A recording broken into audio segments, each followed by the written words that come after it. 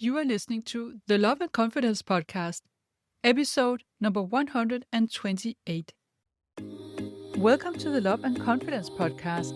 If you're a woman who wants to feel more irresistible, have more fun, and create deeper and more authentic connections, this podcast is for you. I am your host, certified life coach Lærke Nielsen, and I help you become the best and most confident version of yourself so you can attract the love life you desire. Let's get started.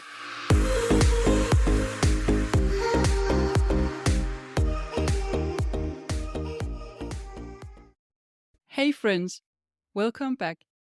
I've so much looked forward to record this episode because I know it's going to help a lot of you, and the content I'm going to share today is something I would have loved to know myself many years ago. So this is the last episode in a series of 3 about love and attraction. Now, to say it very briefly, last episode I talked about how to stop being attracted to someone you know is not good for you. And in this episode here, we're going to dive into the question of whether you can do the opposite. Can you build attraction to someone you know is a good match, but where you just don't feel any immediate attraction? There isn't really a spark. And it's just too bad because you can see this guy has great partner potential. He does all the right things, and you know he would be such a loving and amazing partner. If you look at it from a coaching perspective, attraction is a feeling and it's created by a thought. And if you want to know more about the connection between thoughts and feelings, then go check out episode 28 about how to coach yourself. So the thoughts you think about him and what you choose to focus on really matters.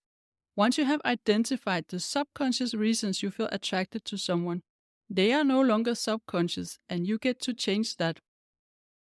Having said that, I do believe that there are people we find a lot easier to feel attracted to. And you shouldn't have to coach yourself 2 hours a day to push yourself to feel attracted to someone. Then he is likely not the right one for you. But you do have some influence on whether attraction develops or not. You can make it possible. You can optimize your chances of feeling attracted to someone if it serves you. And I want you to have an idea of how to do that. But let's just take a look at when you would want to investigate if you can develop attraction for a man. You can imagine that you have on the one side your feeling of attraction towards a man. Let's call it your attraction score. It could be from 1 to 10. And then on the other side, you have everything that we could say falls under the concept of partner potential. We're talking about reliability, consistent interest, taking initiative, and so on. And then you can imagine 4 different scenarios. One is where the attraction is high and the partner potential is high. And this is, of course, a man you want to continue dating and see how things develop. This could be someone for a long-term relationship with you. Then there is the scenario where the attraction is low and the partner potential is low as well. This is clearly not your guy. You want to let him go. Then you could have a high attraction and a low partner potential. And this could, for instance, be the emotionally unavailable man, the hot and cold guy that you feel attracted to, but you can see there is not a lot of good partner potential showing up there. This is clearly not your guy, but you want to practice recognizing why you are attracted and decide to not let that attraction take all your decisions. And then there's the scenario where the attraction is low, but the partner potential is high. And that's where you would want to be able to at least explore if there could be a basis for attraction. Can it develop down the line? So here are some factors that you are in control of and that will influence who you are attracted to. The first one is time. You want to give it time, get to know a man. There's a kind of attraction that develops over time, and this is the more sustainable kind of attraction that has consent from your rational brain, because you feel it after getting to know him better. This is using the principle of proximity. This could be the example where you realize that he has a great sense of humor, or he's very kind and generous, or something else about his personality that sparks your attraction. And I would say, if you like him, give it at least 3 dates. If you don't feel any attraction after 3 dates and you don't find him interesting as a person, then there's no reason to continue dating him. But if you still want to get to know him more because you like him as a person, then continue seeing him. Worst case is that it turns into a friendship, and if you're dating others in parallel, then you haven't wasted any time. The second factor is how you see yourself, and this might be surprising, but your self-esteem does influence who you feel attracted to. If we have a low self-esteem in a certain area, we might not feel attracted to people who we perceive as being superior to us. You maybe have experienced that with men, for instance, who are not attracted to women who are smarter than them or who make more money than them, and this is often a reflection of their own self-esteem. A masculine man with a healthy self-esteem, he doesn't worry about you making more money than him. He thinks it's pretty cool. Your thoughts about you can show up in the sense that if you don't think of yourself as a catch, you could believe that a man is too good, too handsome, or too popular, for instance, and then you don't open yourself up to feeling attracted to him.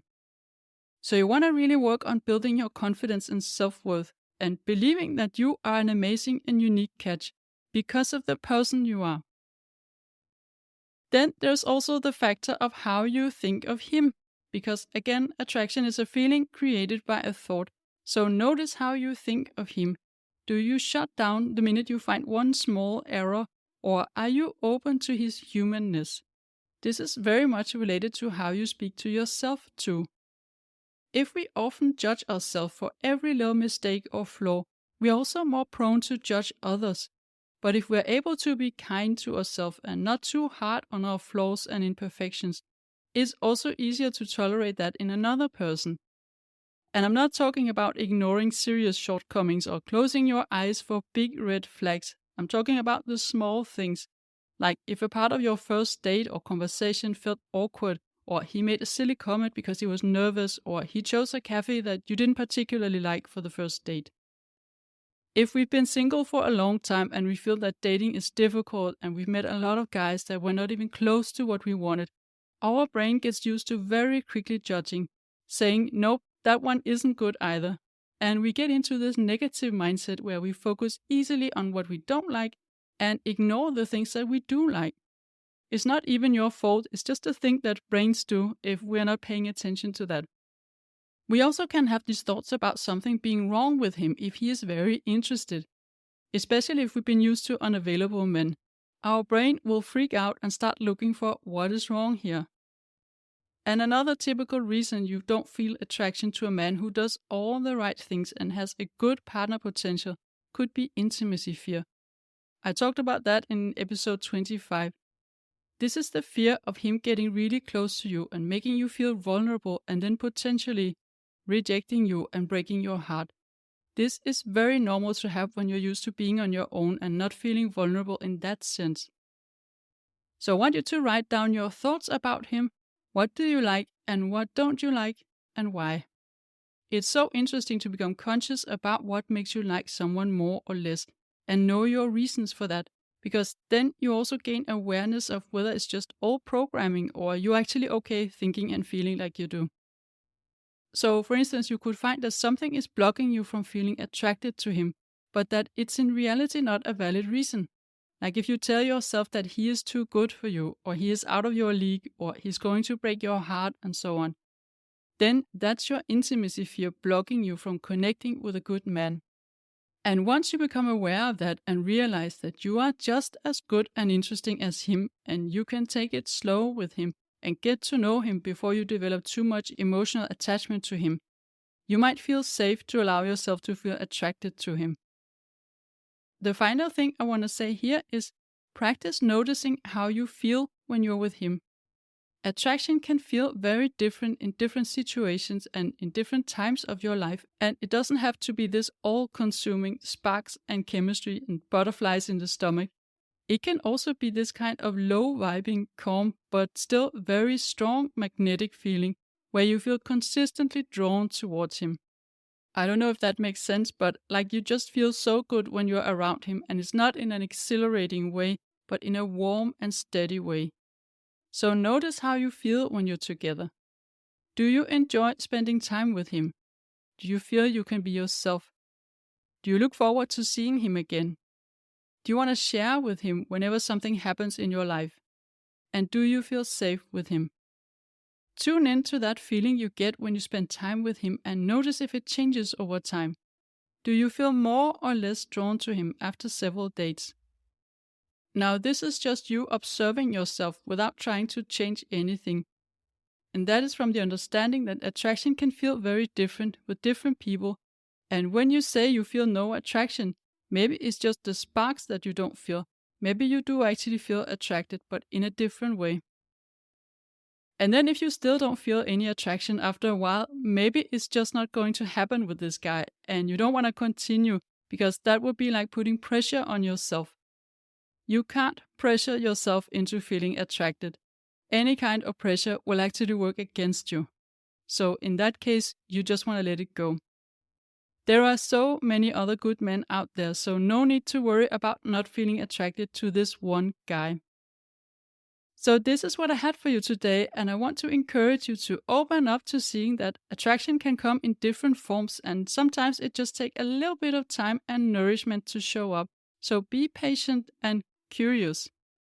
And if you're also curious about what it would be like to work with me as your private coach and how I can help you recognize the good men and navigate the dating scene, then I want to invite you to book a free consultation call on the link in the show notes or on my website. I would love to connect with you. Thank you so much for listening and have a wonderful week. If you like what you're hearing on this podcast and you want to get support from a coach on your love journey, I invite you to book a free consult call with me. You will find the link in the show notes. And also, don't forget to subscribe, and I would love it if you would rate and review this podcast, and then you'll also help other women find it.